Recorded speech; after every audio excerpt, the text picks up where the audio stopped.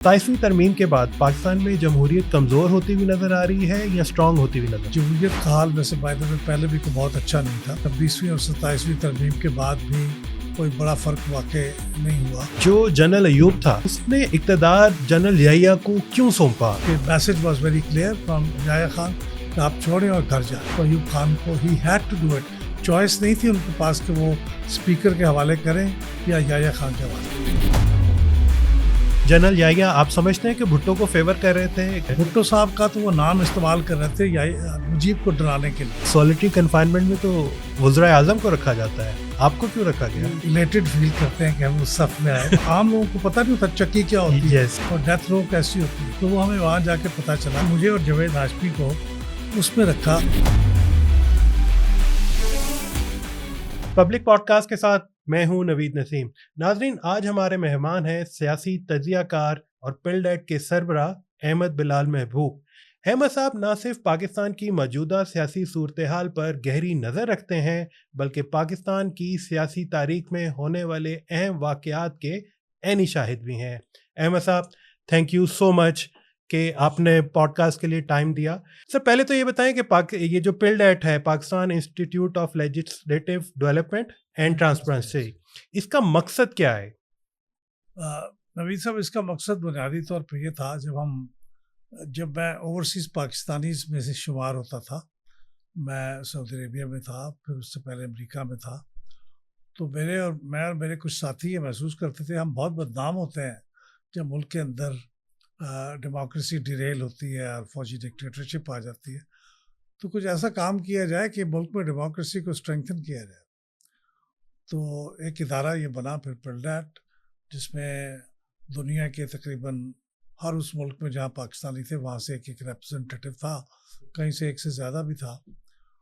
तो हमने तहकीक ये की थी कि हमारी जो पार्लियामेंट है उसके मेंबर्स की क्रूड अल्फाज में कहें तो ट्रेनिंग का कोई रास्ता मौजूद नहीं है।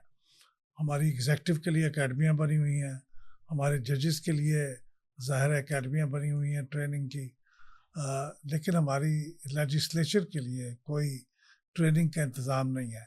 अमूमन ये सियासी जमातें करती हैं, लेकिन सियासी जमातों को खुद ट्रेनिंग की ज़रूरत है क्योंकि वो भी बहुत कमज़ोर हैं बार बार के इंटरवेंशन की वजह से। तो हमने कहा कि एक ऐसा इदारा बनाते हैं जो पार्लियामेंटेरियंस को ओरिएंटेशन दे, उनकी ब्रीफिंग करे और उसके बाद फिर उनको लेजिस्लेशन के लिए कोई बेहतर तरीके जो हैं दुनिया के, वो शेयर उनके साथ किए जाए और फिर मौका मिलेगा बाद में जब वो कुछ ट्रेन हो जाएंगे तो फिर उनकी कारकर्दगी का जायज़ा भी लेंगे। तो ये था पिल्डेट का मकसद और ये शुरू किया और अभी तक वही कर रहे हैं। पिल्डेट को बने हुए तकरीबन 20 साल हो गए, अब 23 साल जी 23 साल हो गए। तो इन 23 सालों में आपका जो मकसद था, आप उसमें आगे गए या पीछे गए? मेरे ख्याल में देखिए, ये मकसद इतना बड़ा था कि फौरी तौर पे उसके लिए कोई रिजल्ट्स की उम्मीद रखना तो बिल्कुल अनरियलिस्टिक था। लेकिन ये रियलाइजेशन पैदा हो गई है कि पार्लियामेंटेरियंस को ओरिएंटेशन और ब्रीफिंग की ज़रूरत है। इसलिए फिर एक अलग इदारा बना पिप्स के नाम से, Pakistan institute of parliamentary services Islamabad में, जिसको फिर सारी असम्बलियाँ पैसे डालती हैं और वहाँ पे ट्रेनिंग वगैरह का काम होता है। पंजाब असम्बली ने भी अभी ये काम शुरू कर दिया। तो मैं सोचता हूँ कि अब चूँकि ये खुद करने लग गए हैं तो अब हमारी इतनी ज़रूरत नहीं है, तो अब हम दूसरी चीज़ पे ज़्यादा फोकस करते हैं कि इनकी परफॉर्मेंस को मॉनिटर करें। तो मेरे ख्याल में चीज़ें बेहतर हुई हैं। तो आपकी नज़र बेसिकली पाकिस्तान में जो जमहूरियत चल रही है उसकी परफॉर्मेंस, कौमी असम्बली में जितनी लेजिस्लेशन होती है, सेनेट में होती है, जो हमारे अरकान असम्बली हैं उनकी अटेंडेंस क्या है, उनकी पार्टिसिपेशन कितनी है, आप इसके ऊपर एक वॉच डॉग के तौर पर भी काम कर रहे हैं? जी हाँ, हम हर साल रिपोर्ट जारी करते हैं जमहूरियत के बारे में, असम्बलियों की कारकर्दगी के बारे में, जब इलेक्शन होते हैं तो इलेक्शन के प्रोसेस के बारे में, और यूथ पे हमारा ख़ास फोकस है। हम यूथ पार्लियामेंट के ज़रिए वो यूथ के साथ उनकी सिविक एजुकेशन का काम करते हैं। सर, हाल ही में 27वीं तरमीम पास हुई है और आप क्या समझते हैं कि आप तकरीबन 23 साल से एक जमहूरियत के ऊपर नज़र रखने वाला एक इदारा जो कि हर प्रोसेस के ऊपर नज़र रखता है, 27ویں ترمیم کے بعد پاکستان میں جمہوریت کمزور ہوتی ہوئی نظر آ رہی ہے یا اسٹرانگ ہوتی ہوئی نظر آ رہی ہے؟ دیکھیے 27ویں ترمیم میں کچھ 4-5 بڑی چیزیں ہیں. اس میں کچھ چیزوں کا تو مجھے زیادہ افیکٹ نہیں لگتا. جمہوریت کا حال ویسے بائی دا وے پہلے بھی کوئی بہت اچھا نہیں تھا، ٹھیک ہے. اور 26ویں اور 27ویں ترمیم کے بعد بھی کوئی بڑا فرق واقع نہیں ہوا. لیکن ایک تو چیزیں ہیں جس سے، بلکہ ایک چیز کو میں زیادہ فوکس کروں گا جو ہوئی ہے، اور ایک چیز جو نہیں ہوئی ہے جس سے سیٹ بیک ہوا ہے. جو چیز ہوئی ہے اور جو نہیں ہونی چاہیے تھی وہ تھا lifetime immunity extended to some public officials. تو میرے خیال میں وہ کسی سویلائزڈ معاشرے کے اندر یہ تو ممکن ہے کہ آپ اس کے آفس کی ڈیوریشن کے دوران اس کو امیونٹی دے دیں، اس کے اوپر کرمنل چارجز نہ لائے جا سکیں، لیکن ساری زندگی کے لیے وہ معصوم الخطا ہو جائے، یہ بات دل کو نہیں لگتی، تھوڑی ناقابل ہضم ہے. تو یہ میں سمجھتا ہوں کہ اس نے سیٹ بیک دیا ہے ڈیموکریسی کو. ٹھیک ہے. اور ایک چیز جو نہیں ہوئی جس نے سیٹ بیک دیا ہے وہ ہے کہ اگر اس میں یہ چیز اس کی امید تھی کہ وہ شامل ہوگی کہ لوکل گورنمنٹ کو اسٹرینگتھن کرنے کے لیے آرٹیکل 140A میں کچھ ترمیم کی جائے گی، وہ نہیں ہو سکی، اس کو پینڈنگ کر دیا ہے. جی. ٹھیک سر، ابھی آپ نے کہا ہے پاکستان میں جمہوریت کبھی بھی اتنی مضبوط نہیں رہی. پاکستان کی سر 78 سالہ تاریخ دیکھی جائے تو کیا وجہ ہے کہ 78 سال گزرنے کے بعد آج بھی ہماری جمہوریت جو ہے ہم اس کو پیور جمہوریت نہیں کہہ سکتے، اور آج اس نظام کو ہائبرڈ نظام کہا جا رہا ہے؟ تو بیسیکلی پاکستان کے ان 78 سالوں میں کہاں ایسا کچھ ہوا جو آج ہمیں یہ صورتحال کا سامنا کرنا پڑ رہا ہے؟ دیکھیے ایک بات تو ذہن میں ہم سب کو رکھنی چاہیے ریئلسٹک، کہ جو دنیا کے غالباً کوئی ایک آدھ ملک ہوگا جہاں پہ پیور ڈیموکریسی ہوگی، ورنہ ہر جگہ وہ جمہوریت ڈیفیشینٹ ہے. اس کے اپنے لوگ کہتے ہیں کہ ہماری جمہوریت بہت ڈیفیشینٹ ہے، بہت ڈس فنکشنل ہے، اور وہاں پہ بھی ووٹروں کی تعداد کم ہوتی جا رہی ہے، پارٹیوں کی ممبرشپ کم ہو رہی ہے. تو یہ صرف پاکستان کا مسئلہ نہیں ہے، یہ ڈیموکریسی ہر جگہ ویک ہو رہی ہے، اور ہر سال جو ادارے ان کی کرتے ہیں اسیسمنٹ وہ سب اس پہ متفق ہیں. لیکن سر آپ یہ تو مانیں گے نا کہ دنیا کے کسی ملک میں جمہوریت کا جو گراف ہے وہ اتنی تیزی سے نیچے نہیں جا رہا. شاید کچھ ملک ہوں بھی، شاید افریقہ کے کچھ ممالک ہوں، لیکن پاکستان میں تو جمہوریت جو ہے وہ ڈے بائی ڈے اس کے اوپر کچھ اداروں کا جو کنٹرول ہے وہ بڑھتا جا رہا ہے. یہ اس لیے ہے کہ ہم شاید چونکہ یہاں پہ رہتے ہیں اور بڑے غور سے دیکھتے ہیں تو ہمیں لگتا ہے کہ ہمارے یہاں ہی ہو رہا ہے. امریکہ میں جس تیزی کے ساتھ وہاں کی جمہوریت کا گراف گرا ہے پچھلے 3-4 سالوں میں، وہ بھی حیران کن ہے. اس کی وجہ یہ ہے کہ وہاں پہ جس طرح کی کیمپین چلی، جس طرح کا الیکشن ہوا، جس طرح کے رجحانات نظر آئے آپ کو، پاپولسٹ رجحانات، انتہا پسند رجحانات، ڈسکریمنیشن کے، تو وہاں پہ بھی جمہوریت کا حال کافی تیزی سے خراب ہوا ہے. اب آپ اپنے ہمسائیگی میں دیکھ لیں، ہندوستان میں ہم ہندوستان کی ڈیموکریسی کو ایک مثال کے طور سے پیش کرتے تھے کہ ہماری طرح کا ملک ہے، سارے حالات وہاں پہ ہمارے جیسے کمپیریبل ہیں، تو وہاں پہ ڈیموکریسی چل سکتی ہے. تو لیکن اب وہاں پہ جس قسم کی ڈیموکریسی ہے، وہاں کے جو انٹلیکچوئلز ہیں وہ تو بہت مایوس ہیں کہ وہاں پہ ایک ایکسٹریمزم، ایک ہندوتوا کا راج مذہب کی وجہ سے، اور جو مائنورٹیز ہیں ان کو دبایا جا رہا ہے، ان کو ایلیمنیٹ کیا جا رہا ہے. تو یہ جو ہائبرڈ ہونا ہے، یہ پاکستان میں اس ہائبرڈ ہونے کو اس کے فریق کچھ اور ہیں، دنیا کے دوسرے ملکوں میں کچھ اور ہیں، لیکن ہائبرڈ سسٹم اب ہر جگہ تقریباً تقویت پا رہا ہے. یہ میں ڈیفینڈ نہیں کر رہا ہائبرڈ ہونے کو، لیکن میں یہ ریئلسٹک ہونے کو کہہ رہا ہوں، دوسرے ملکوں میں بھی ایسا ہی ہو رہا ہے. سر اس سے پہلے کہ ہم آپ کی جو ذاتی پولیٹیکل کیریئر ہے اس کے اوپر جائیں، ایک موجودہ حالات سے متعلق آخری سوال. سر یہ جو 27ویں ترمیم میں آرمی چیف کو یا فیلڈ مارشل کو جو عہدہ دیا گیا ہے چیف آف ڈیفینس فورسز، آپ اس کو کیسے دیکھتے ہیں؟ انڈیا کے ساتھ جو ہماری حال ہی میں جنگ ہوئی، وہ ہم نے جنگ پوری دنیا نے مانا کہ ہم نے جیتی.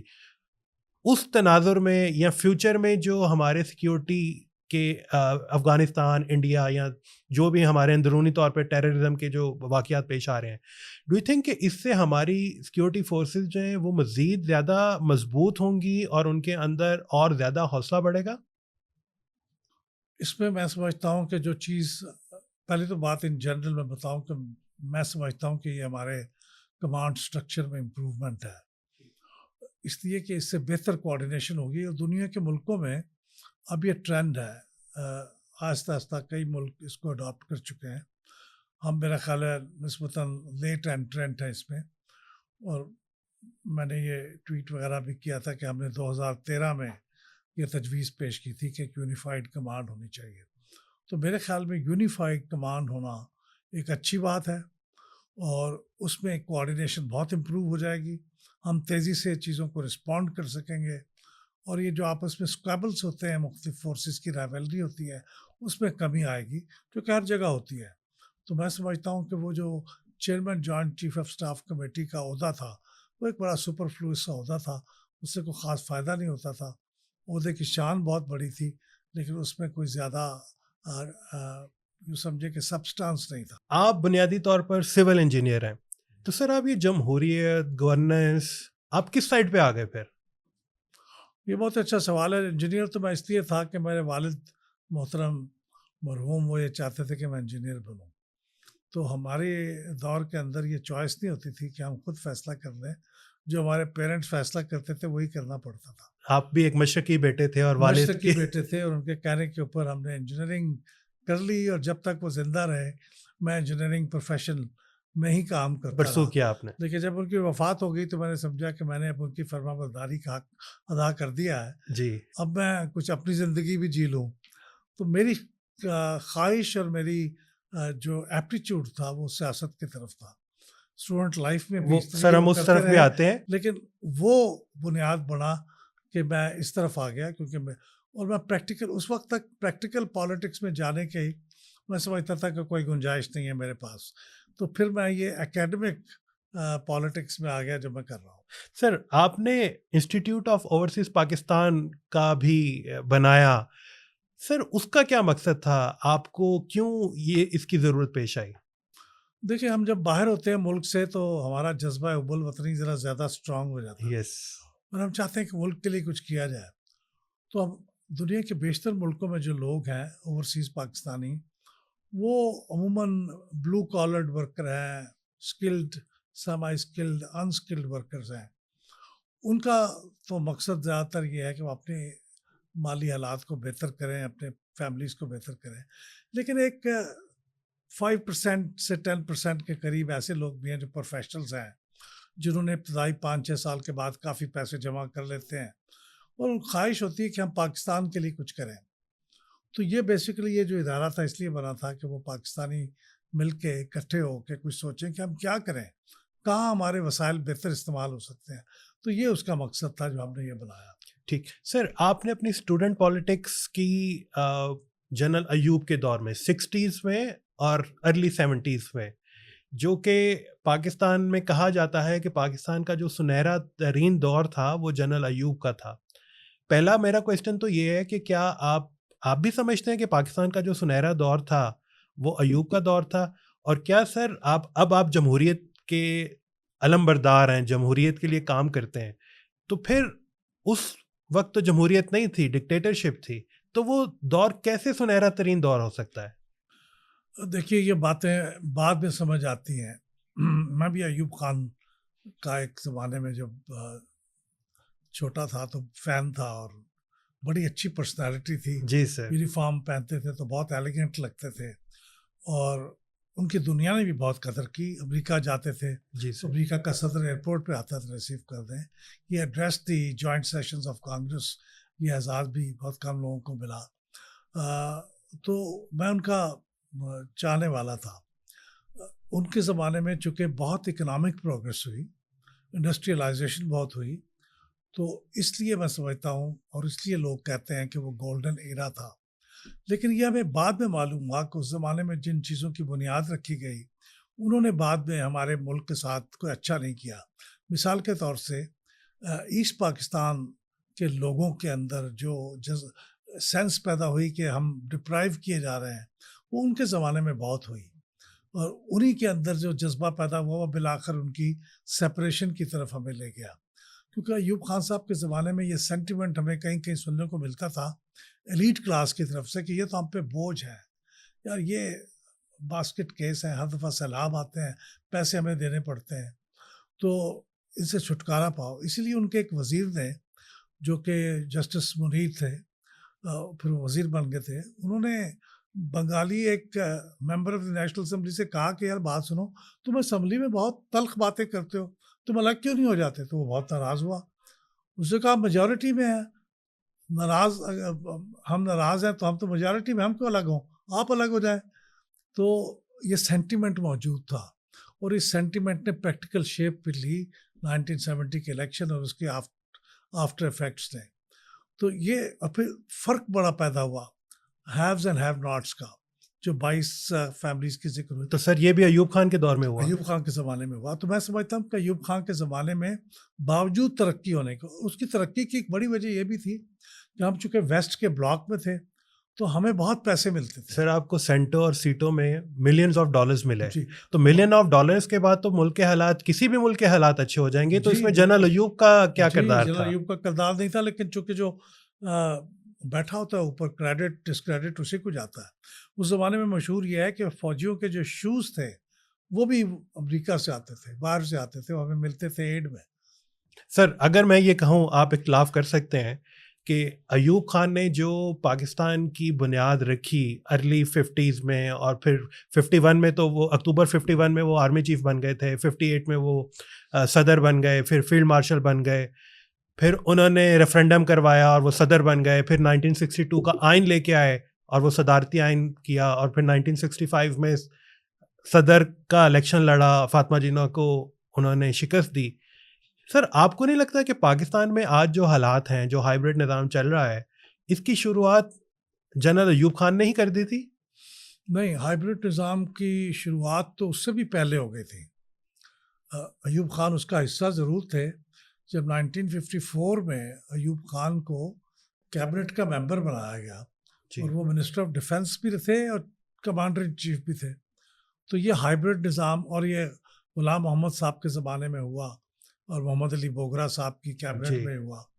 تو اس کا مطلب ہے کہ ہائیبرڈ نظام کا آغاز تو وہاں سے ہوا. ٹھیک ہے. اور وہیں سے پھر یہ آئیڈیاز ڈیولپ ہوئے کہ یہ کیا ہے, سیاستدان ہر وقت کیا فضول بحث کرتے رہتے ہیں, مجھے ہی ٹیک اوور کرنا چاہیے. تو ہائیبرڈ نظام کا آغاز تو پہلے ہو گیا تھا, اور اس کو مزید اسٹرانگ کیا اسکندر مرزا نے, جو کہ خود بھی ایک ریٹائرڈ میجر جنرل تھے. جی, وہ انہوں نے بھی اسٹرانگ کیا. ٹھیک اور ہے. اس کے بعد آنے والے بہت سے لوگوں نے کئی اور طریقوں سے بھی اسٹرینگتھن کیا. غلام محمد صاحب, جی, چونکہ انہوں نے اسمبلی کو برخاست کیا تھا اور ان کے خلاف تھے سیاستدان, تو انہیں اپنی پوزیشن اسٹرینگتھن کرنے کے لیے ایوب خان کی ضرورت تھی, تو انہوں نے ان کو ساتھ ملایا. اس طرح سے یہ ہائیبرڈ نظام سول اور ملٹری کی جو ایکویشن ہے وہ زیادہ سے زیادہ ملٹری کے حق میں ہوتی چلی گئی. ٹھیک. سر آپ اس زمانے میں اسٹوڈنٹ پالیٹکس میں بہت ایکٹیو تھے, کیا آپ ایوب خان کے حق میں نعرے مارتے تھے یا اینٹی ایوب خان تھے, پرو جمہوریت تھے؟ آپ کا کیا سٹانس تھا اس وقت؟ دیکھیے, میں تو یہ بہت پہلے تھا جی. ایوب خان کا ایڈمائرر, لیکن میں جب کالج میں آ گیا تھا, اور بلکہ میں اسکول کے بھی فائنل ایئر میں تھا, تو اس زمانے میں ایوب خان سے میں ڈسلوژن ہو چکا تھا. ٹھیک ہے. اس کی وجوہات یہ تھی کہ اس زمانے میں ایک یونیورسٹی آرڈیننس آیا تھا. جی. اس کے یونیورسٹی آرڈیننس کی خاص بات یہ تھی کہ جو طالب علم حکومت کے خلاف کوئی ایکٹیویٹی کرے گا, اس کی ڈگری بھی واپس لی جا سکتی ہے, یعنی اس کو ڈگری سے محروم کیا جا سکتا ہے, یونیورسٹی سے نکالا جا سکتا ہے. تو اس کے خلاف پورے ملک میں ایجیٹیشن ہوا تھا. بارک اللہ خان پنجاب یونیورسٹی کے ہوتے تھے, اور کراچی سے بھی بہت سے لوگ تھے, وہ پورے ملک میں چلا. تو اس زمانے میں یہ شعور پیدا ہوا کہ ایوب خان کا اور نواب افضل آباد کا, یہاں پہ وہ گورنر تھے, اور ایسٹ پاکستان میں مونم خان گورنر تھے. تو ان سب کے خلاف ایک پھر سینٹیمنٹ جو تھا وہ بڑھنا شروع ہو گیا. تو اس وقت میں ایوب خان کا ایڈمائرر نہیں رہا اس وجہ سے. اور پھر جب 65 کی جنگ ہوئی تو اس وجہ سے اور بھی مجھے لگا کہ یہ تو بہت ہی احمقانہ فیصلہ تھا ایوب خان کا, یہ جنگ شروع کرنے کا. تو with the passage of time جو آپ گرو کرتے گئے, آپ کو ریئلائز ہوتا گیا کہ جنرل ایوب کو آپ نے مزید سپورٹ نہیں کرنا, اور یہ ریئلائزیشن ہوئی کہ یہ جو آمریت ہوتی ہے یہ اگرچہ بعض کا ڈیولپمنٹ تیزی سے کر لیتی ہے, لیکن ایسے فیصلے کرتی ہے جو ملک کو لانگ ٹرم بہت نقصان پہنچاتے ہیں، کیونکہ ان کے فیصلوں کے اوپر کوئی سوچ بچار نہیں ہوتی، کوئی کرٹیسزم نہیں ہوتا، کوئی ڈسکشن نہیں ہوتی. تو ایوب خان کے خلاف جو تحریک چلی 1969 میں، جس کی وجہ سے وہ اقتدار ان کو چھوڑنا پڑا، آپ اس وقت کتنے ایکٹیو تھے؟ میں اس زمانے میں انجینئرنگ یونیورسٹی میں داخل ہوا تھا، اور ہمارے ایڈمیشنز لیٹ ہو گئے تھے کیونکہ ایجیٹیشن شروع ہو چکا تھا. تو انجینئرنگ یونیورسٹی سے بھی روز جلوس نکلتا تھا. آپ کو پتہ ہے engineering university G T road Baghbanpura کے قریب، وہاں سے جلوس نکلتا تھا مال پہ آنے کے لیے. تو ہم اس جلوس پہ شریک ہوتے تھے. آپ جماعتیہ تھے اس زمانے میں؟ ابھی نہیں تھا. اچھا. لیکن اس کے تھوڑے دنوں کے بعد ہو گیا تھا. ٹھیک ہے. لیکن اس زمانے میں جماعتیہ کا تصور نہیں تھا. تمام لوگ ہی ایوب خان کے خلاف، اینٹی ایوب، پرو ایوب خان. تو خالی کوئی آدمی ہی اسٹوڈنٹس میں ملتا ہو آپ کو. ٹھیک. تو سر، جو جنرل ایوب تھا اس نے اقتدار جنرل یحییٰ کو کیوں سونپا؟ کیا آپ سمجھتے ہیں کہ وہ ایک سنگین غلطی ہے پاکستان کی تاریخ میں جنرل ایوب کی؟ دیکھیں، اب تو یہ بات واضح ہو چکی ہے کہ ایوب خان نے یہ اقتدار کو ٹرانسفر کرنا اس کا والنٹری ایکشن نہیں تھا. یحییٰ خان نے پیغام بھیج دیا تھا کہ آپ اقتدار میرے حوالے کریں اور رخصت ہو جائیں. اب آپ کے بس کی بات نہیں ہے اور یہ میں کروں گا. اس سے پہلے وہ ان کو بہت پرووک کرتے رہے، ایوب خان کو مشورے دیتے رہے کہ آپ فوج کو بلائیں، اس طرح سے چیزیں ٹھیک نہیں ہوں گی. لیکن جب وہ اس کے لیے تیار ہو گئے تو پھر یحییٰ خان صاحب نے ان کو یہ الٹیمیٹم دیا. یہ کتابیں آ چکی ہوئی ہیں جی، جس کے اندر یہ باتیں لکھی ہوئی ہیں. عدنان سمیع کے جو والد تھے، ارشد سمیع خان، جو اے ڈی سی تھے ایوب خان کے، انہوں نے کتاب لکھی. اس میں انہوں نے بڑی تفصیل سے بتایا کہ message was very clear from Yahya Khan کہ آپ چھوڑیں اور گھر جائیں. تو ایوب خان کو ہی had to do it. Choice نہیں تھی ان کے پاس کہ وہ اسپیکر کے حوالے کریں یا یحییٰ خان کے حوالے. سر، یہ جنرل یحییٰ کو بھٹو کی سپورٹ بھی تھی جنرل ایوب کو نکالنے میں، پولیٹیکل؟ ہو سکتا ہے، کیونکہ دونوں کے کافی دوستی بھی تھی. اور یحییٰ خان صاحب بھٹو صاحب کے لاڑکانے کے قریب جو شکار گاہ ہے وہاں پہ بھی جا کے شکار کرتے تھے. تو یہ بات کہی جاتی ہے، لیکن میرے پاس اس کی تصدیق کا کوئی راستہ نہیں ہے، لیکن کہا جاتا ہے. ٹھیک. سر، 1970 کے الیکشنز ہوتے ہیں اور کہا جاتا ہے کہ پاکستان کی تاریخ میں سب سے فری اینڈ فیئر الیکشن جو تھے 1970 کے تھے. پہلی بات تو یہ کہ آپ اس سے ایگری کرتے ہیں، کیونکہ آپ الیکشن مانیٹر کرتے ہیں 1970 سے لے کے، اور پہلے عام انتخابات تھے. دیکھیے، لوگ یہ ریلیٹیو سینس میں تو کہتے ہیں، کیونکہ بعد میں ریگنگ جو تھی وہ بہت زیادہ بڑھ گئی. لیکن اگر آپ ایسٹ پاکستان میں دیکھیں تو شیخ مجیب الرحمان اور ان کی پارٹی کا اور ان کے اسٹرانگ آرم ٹیکٹکس کا عالم یہ تھا کہ وہ کسی دوسری پارٹی کا جلسہ نہیں ہونے دیتے تھے. مولانا مودودی پلٹن میدان میں جلسہ کرنے گئے تو ان کا جلسہ الٹا دیا گیا، ان کو اپنے ہوٹل میں واپس جانا پڑا. کئی لوگوں کی وہاں شہادت بھی ہوئی، مارے بھی گئے، اور کوئی وہاں تحقیق کیمپین نہیں چلا سکا. الیکشن لڑنا تو بڑی بات کی بات ہے. تو یہ بھی ایک ریگنگ کا ایک انداز تھا. لیکن ریگنگ کے جو بعد میں لیول ہم نے اچیو کیے ہیں، اس کی وجہ سے ہم کہتے ہیں کہ ود ایوری پاسنگ الیکشن. اور پھر یہ یحییٰ خان نے اپنے کچھ جو پسندیدہ پارٹیاں تھیں ان کو پیسے بھی بانٹے. جیسے قیوم خان صاحب تھے، جی، مسلم لیگ والے کر رہے تھے، قیوم مسلم لیگ کے. اس کے علاوہ بھی کچھ لوگوں کو پیسے بانٹے. تو کوشش تو انہوں نے کی. وہ تو 90 کی دہائی میں بھی بانٹے گئے سر. ہاں، وہ تو بعد میں تو خیر ہم نے ایک روٹین بن گئی، یہ ماسٹر کر لیا اس ٹیکنیک کو. لیکن یہ میں اس کی بات کر رہا ہوں کہ 70 کے الیکشن ریلیٹیولی، کیونکہ یحییٰ خان صاحب کو یہ بتایا گیا تھا جنرل عمر کی طرف سے، جو ان کے پولیٹیکل ایڈوائزر تھے اس وقت، کہ صاحب یہ جو رزلٹ آئے گا نا، یہ بڑا اسکیٹرڈ رزلٹ ہوگا، فریگمنٹڈ ہوگی پارٹیاں، کوئی پارٹی کے پاس میجورٹی نہیں ہوگی، اور وہ سارے مجبور ہو جائیں گے آپ کو صدر منتخب کرنے کے لیے. تو اس لیے آپ الیکشن کو بالکل ہونے دیں. لیکن در حقیقت ایسا نہیں ہوا. در حقیقت ایسا نہیں ہوا، اس لیے انٹرفیئرنس بھی نہیں کی، کیونکہ امید تھی کہ رزلٹ وہ آئیں گے جو ہم چاہتے ہیں. تو جنرل یحییٰ آپ سمجھتے ہیں کہ بھٹو کو فیور کر رہے تھے کسی حد تک؟ نہیں، میرا خیال وہ اپنے آپ کو فیور کر رہے تھے بنیادی طور پہ. ٹھیک ہے. بھٹو صاحب کا تو وہ نام استعمال کر رہے تھے مجیب کو ڈرانے کے لیے کہ دیکھو تم مجھے پریزیڈنٹ بنا لو، ورنہ وہ بھٹو ہے وہ تمہیں پاور ٹرانسفر نہیں ہونے دے گا. وہ ویسٹ پاکستان کا لیڈر ہے، تو اگر آپ اس کو یا تو اس سے بھی صلح کر لو، ہم تینوں مل کے حکومت بنا لیں، لیکن اگر آپ اس سے نہیں کر سکتے تو میرے ساتھ کر لو. لیکن سر اتنے لینڈ مارک ریزلٹس کے مجیب کو مشرقی پاکستان میں 160 پلس سیٹیں ملیں اور بھٹو کو مغربی پاکستان میں 80 پلس سیٹیں ملیں. اتنی بڑی ڈیوائڈ کیسے ہو سکتی ہے سر کہ بھٹو کو مشرقی پاکستان میں کچھ نہیں ملا اور مجیب کو مغربی پاکستان میں کچھ نہیں ملا؟ دیکھیں اسی لیے تو ایوب خان کے دور کو ہم کرٹیسائز کرتے ہیں کہ اس زمانے میں یہ جو دونوں پولرائزیشن تھی ایسٹ اور ویسٹ کی، وہ اتنی بڑھ گئی تھی اور یہ بڑھتی ہوئی نظر آ رہی تھی، لیکن انہوں نے کچھ نہیں کیا اس کے لیے کہ ایسٹ پاکستان کی جو لیڈرشپ تھی یا پولیٹیکل پارٹیاں تھیں وہ ویسٹ پاکستان میں آپریٹ نہیں کرتی تھی.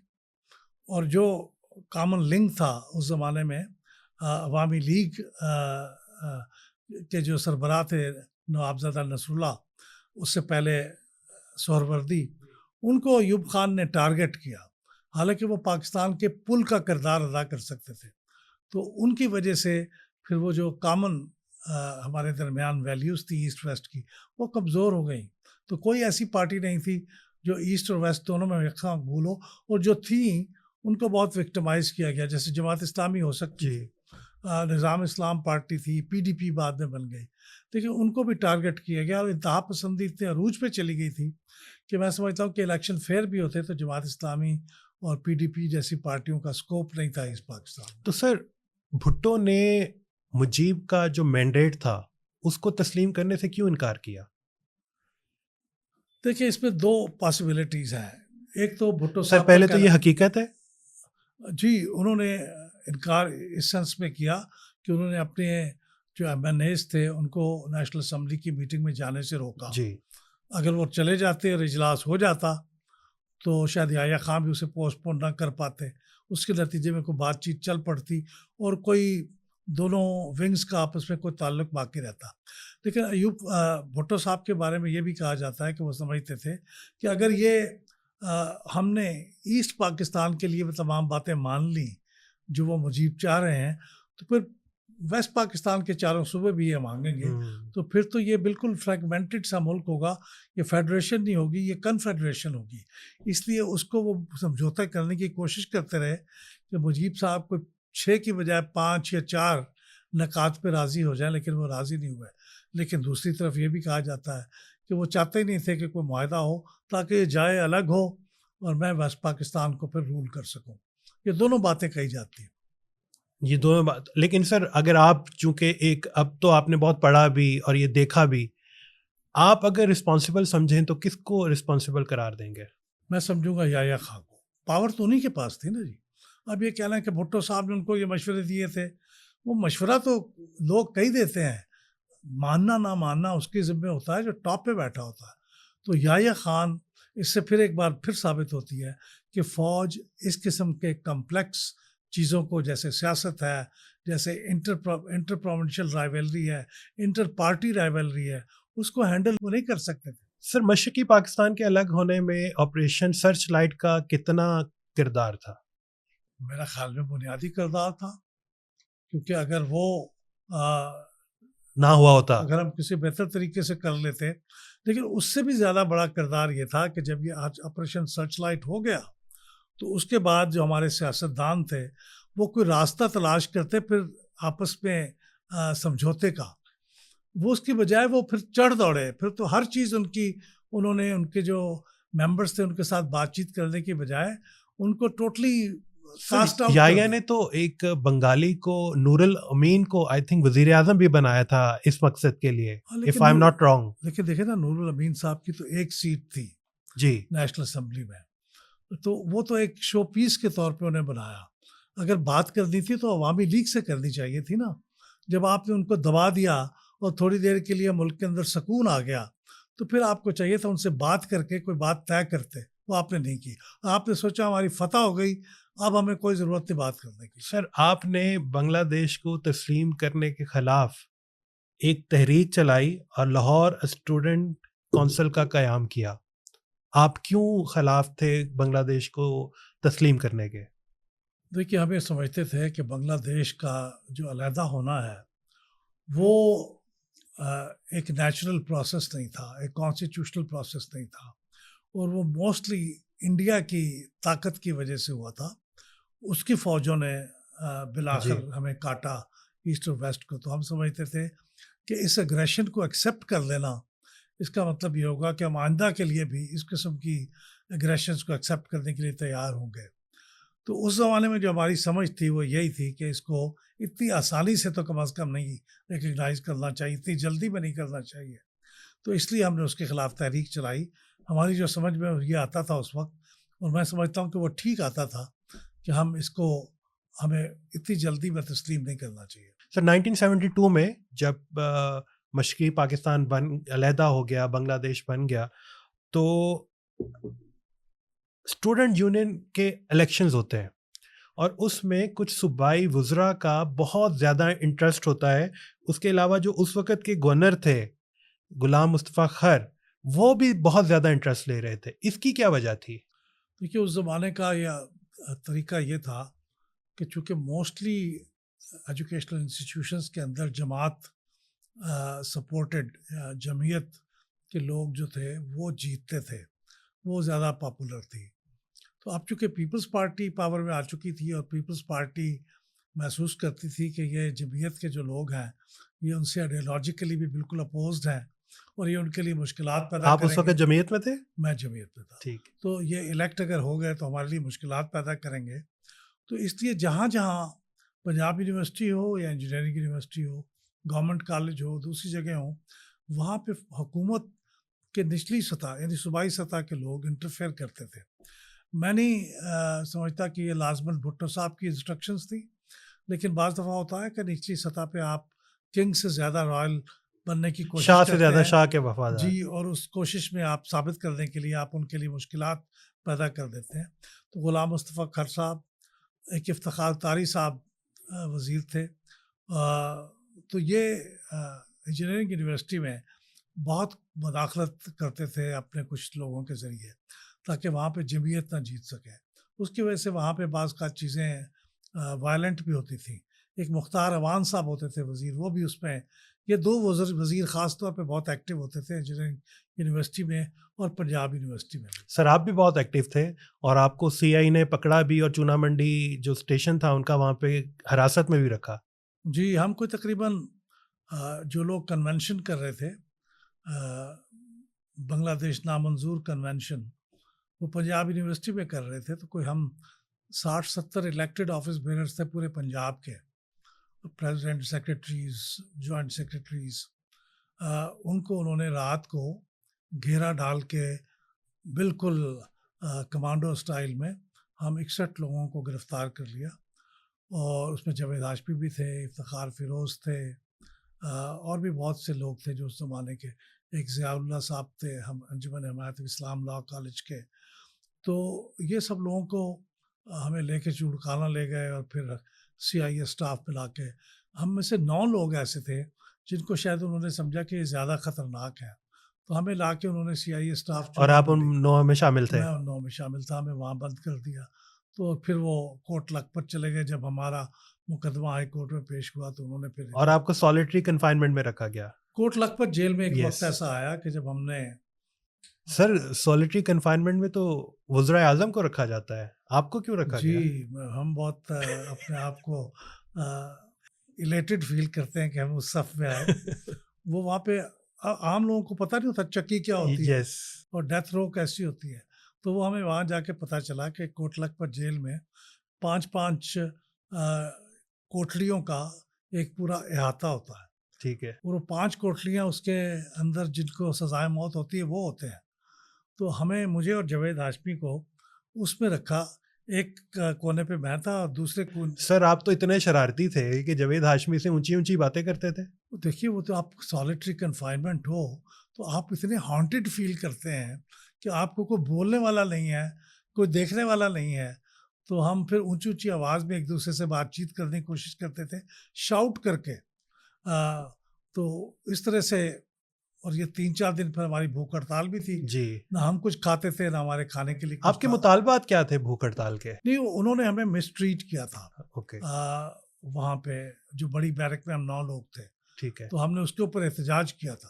احتجاج کیا تو سپرنٹینڈنٹ جیل نے ہمیں 2 لوگوں کو پکڑ کے آ کے یہاں تو سر کیا آپ بھی چاہتے تھے کہ آپ کو ٹریڈ مل دی جائے, دیسی مرغی دی جائے, آپ کو ڈرائی فروٹس دیے جائیں؟ نہیں, ہمیں کچھ نہیں تھا. ہم تو یہ چاہ رہے تھے کہ ہمیں وہ جو جی ایل مینول کے مطابق بھائی جیسے تیسے ہیں وہ کمبل دے دیے جائیں. وہ دسمبر کا مہینہ تھا, سخت سردی تھی اور کمبل کو نہیں تھا. تو ہم نے انہیں کہا کہ نہ کوئی گدا تھا نہ کوئی کمبل تھا. تو ہم نے بھائی کمبل تو دیں. پھر انہوں نے جوٹ کے انتہائی ڈرٹی قسم کے کمبل ہمیں ملے, اور اس کی وجہ سے ہم میں سے اکثر کو انکلوڈنگ مائی سیلف بعد میں کئی مہینوں تک خارش رہی. خارش کا مرض ہو گیا ہمیں. تو سر آپ کی معذرت کے ساتھ حرکتیں بھی تو ایسی تھی نا, آپ کیا رہے تھے ان دنوں میں؟ آپ سوچیں ہم کوئی ایسی حرکت نہیں کر رہے تھے جو غیر قانونی ہو, کوئی وائلنٹ ہو. لیکن بہرحال حکومت کے خلاف کوئی موومنٹ چلانا. لیکن سر خیر نے پھر ثالثی ٹیم بھیجی نا آپ کے پاس مذاکرات کے لیے؟ جی ہاں, پھر مصطفیٰ کھر صاحب نے ظفر احمد انصاری صاحب کو بھیجا جو زمانے میں MNA تھے. ٹھیک ہے.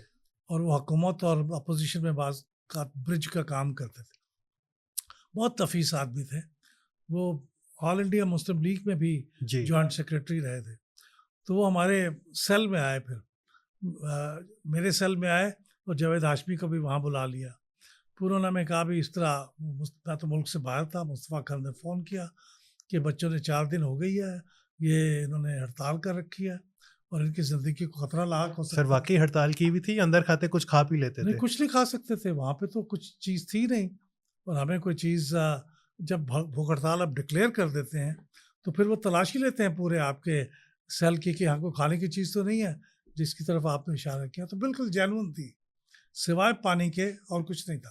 ٹھیک. سر سیاست میں حصہ لینے کی وجہ سے آپ کا جو تعلیمی کریئر تھا وہ بھی ڈسٹرب ہوا ہوگا؟ جی یقیناً. اس زمانے میں پھر امتحان ہو رہے تھے ہمارے اینول. عدالت نے کہا کہ ان کو امتحان دینے کی اجازت دی جائے. وہ کہنے لگے نہیں جی یونیورسٹی میں آئیں گے تو خرابی ہوگی, ایڈمنسٹریشن نے کہا.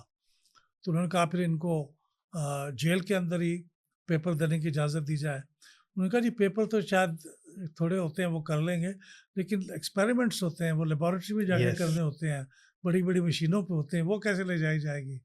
تو اس لیے پھر میں امتحان نہیں دے سکا تھا. تو پھر میں نے سپلیمنٹری میں جا کے ایگزام دیا تھا.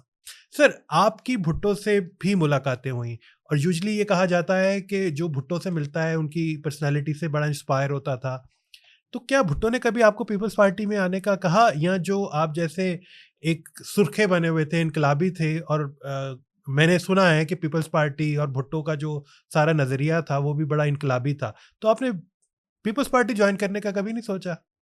دیکھیے پیپلز پارٹی جوائن کرنے کا تو بالکل کبھی نہیں سوچا, لیکن جو بھٹو صاحب تھے وہ میرا خیال ہے انٹلیکچولی ایک سینٹرسٹ تھے. ٹھیک ہے. اس لیے انہوں نے مولانا مودودی سے بھی ملاقات کی تھی جو خفیہ ہوتی سپوزٹلی گورنر ہاؤس لاہور میں, اور ان سے تعاون مانگا تھا کہ جو ایکسٹریمسٹ ہیں لیفٹسٹ ان کے خلاف مجھے آپ کے تعاون کی ضرورت ہوگی. تو بیسیکلی وہ سینٹرسٹ تھے, لبرل تھے, سینٹرسٹ تھے, اور ان کی پالیسیاں جنرلی جو حقیقت پہ تھیں وہ اتنی بری پالیسیاں نہیں تھیں. وہ کمیونسٹ اور سوشلسٹ نہیں تھے میرے خیال میں. ٹھیک. سوشل ڈیموکریٹ ہوں گے زیادہ سے زیادہ. تو انہوں نے کبھی نہ ہمیں کہا نہ ہم نے کبھی سوچا, لیکن ان سے جو ملاقاتیں ہوئیں وہ بہت امپریسو آدمی تھے, بہت ہائیلی اکمپلش تھے, اور بہت سویلائزڈ انداز میں, انتہائی پولائٹ انداز میں وہ ہم سے ملے. پہلی ملاقات ان سے مری کے پریزیڈنسی میں ہوئی جو اس زمانے میں پریزیڈنسی تھی, اور بھٹو صاحب اس زمانے میں شملہ جانے والے تھے, مختلف لوگوں سے مل رہے تھے جانے سے پہلے. سخت گرمی کا زمانہ تھا تو وہ مری میں بیٹھے ہوئے تھے. تو انہوں نے ہمیں بلایا. وائس چانسلر صاحب نے جلدی میں ہمیں کہا کہ بھائی وہ بلا رہے ہیں, ان کا پیغام آیا, تو آپ یہ وین پکڑو یونیورسٹی کی اور جاؤ کیونکہ کل ہم سے میٹنگ ہے. تو ہم نے دوسرے اپنے تو بھٹو کا اتنا ویژن تھا کہ وہ ایک بیرون ملک جانے سے پہلے اس وقت کے اسٹوڈنٹ طلباء سے اور لیڈر سے مل رہے تھے. بہت ویژنری تھے. انہوں نے لیبر سے ملاقاتیں کی, انہوں نے ٹیچرس سے ملاقاتیں کی, سب سیاستدانوں سے ملاقات کی, اپنے اپوننٹ سے بھی ملاقاتیں کی, ان سے مشورہ کیا. اب ظاہر ہے ہم اسٹوڈنٹ, ہم محسوس کرتے تھے کہ ہم نے کیا ان کو مشورہ دینا تھا, but he considered it fit کہ وہ ہم سے بھی مشورہ کریں. لیکن سر آپ دیکھیں نا, بطور اسٹوڈنٹ آپ کے لیے کتنا حوصلہ مند تھا کہ بھٹو آپ سے ملاقات کر رہا ہے اور آپ کی بات سن رہا ہے. جی, اور وہ جانتے ہوئے کہ یہ وہ لوگ ہیں جو بیسیکلی میری پارٹی کے خلاف ہے. تو ہم 5-6 لوگ تھے.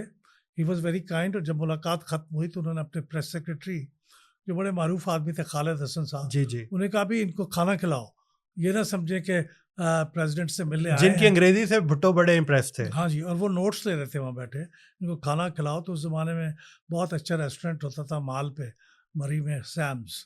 तो वहाँ पे वो ले गए, उन्होंने वहाँ खाना खिलाया, गप भी लगाई। चलें इस बहाने सैम्स में खाना तो मिला ना जी, सर। जी, ये हमारे लिए बड़ी बात।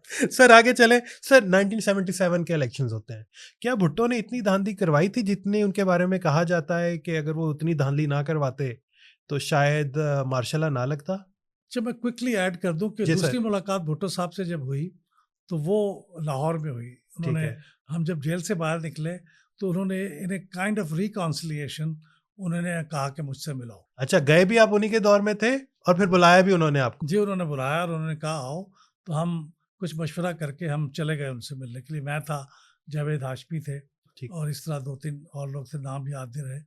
तो वो दिलचस्प बात उस पे ये थी कि भुट्टो साहब ने कहा, मजाक पैदा करने के लिए मजाहन, कि मुझे दुनिया की बहुत सी यूनिवर्सिटियों ने डॉक्टरेट की ऑनरेरी डिग्री दे रखी है, पंजाब यूनिवर्सिटी के लोगों को ख्याल नहीं आया कि मुझे दे।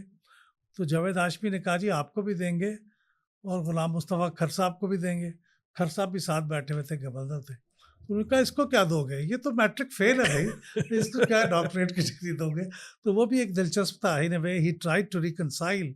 तो ये भी उनका बड़ापन था कि उन्होंने, because he was a Democrat also. ये मैं ठीक, इसलिए ऐड करना चाह रहा था। सर 1977 के इलेक्शंस होते हैं, कहा जाता है कि भुट्टो ने बहुत ज़्यादा धांधली की और it was one of the reasons कि जिस वजह से ज़ियाउल हक ने 5 जुलाई 1977 को मार्शल लॉ लगाया। आप इस तासुर से एग्री करते हैं? मेरे ख्याल में ये भुट्टो साहब की या तो मिस जजमेंट थी, या वो चंद लोगों ने उनकी जो कुछ उन्होंने कहा था उसको मिस इंटरप्रेट करते हुए ओवरडू किया। क्या ज़रूरत थी भुट्टो साहब को और चारों चीफ मिनिस्टर्स को अनअपोज्ड इलेक्ट करवाने की? यानी जीत जाते, लेकिन अनअपोज कराने के लिए कुछ लोगों को अबडक्ट भी करना पड़ा। तो वो मैं समझता हूँ कि गलत बात थी, और जितना बड़ा मैंडेट लेने की कोशिश की उसके बगैर भी गुजारा हो सकता था। तो ये जिसका भी फैसला था, उसके जिम्मेदारी से तो भुट्टो साहब को अलग नहीं समझा जा सकता। Sir it was the reason behind martial law? नहीं, मार्शल लॉ तो एक बदनीयती पे मबनी था। भुट्टो साहब ने बहुत लंबे मुज़ाकरात किए। मेरा ख्याल उनसे सीखना चाहिए कि अपोजिशन के साथ बैठ के, मेरा ख्याल कितनी नशिस्तें हुई, तकरीबन 15-20 नशिस्तें हुई, बार बार हुई, और फिर बिलाखिर वो एक नतीजे पे पहुंच गए। फिर अपोजिशन ने एक नई बात शुरू कर दी क्योंकि वो मुत्तहद नहीं थी, उनको भी उन्होंने गुफ्तगू की। लेकिन मेरे ख्याल में चूँकि उस फ़ौज ने फ़ैसला कर लिया था कि आप इस कमज़ोरी से फ़ायदा उठाएं, तो उन्होंने समझौते के करीब जब पहुंच रहे थे, होने वाले थे, तो उस वक्त उन्होंने टेक ओवर कर लिया। तो मेरे ख्याल में मार्शल लॉ का जवाज़ नहीं तो था। सर पीएनए की तहरीक के पीछे भी ज़ियाउल हक था? पीएनए की तहरीक के पीछे खुफिया एजेंसियां तो रही होंगी, ठीक। लेकिन मुमकिन है ना हो, क्योंकि जेनुअनली लोगों के अंदर एक बड़ी फ्रस्ट्रेशन थी इलेक्शन 1977 के होने के सर बाद। क्या ये एक परसेप्शन है, कहा जाता है कि भुट्टो को इसलिए भी हटाया गया क्योंकि 1979 में अमेरिका ने पाकिस्तान के ज़रिए यूएसएसआर के खिलाफ अफगानिस्तान में ऑपरेशन करना था। आप इससे एग्री करते हैं?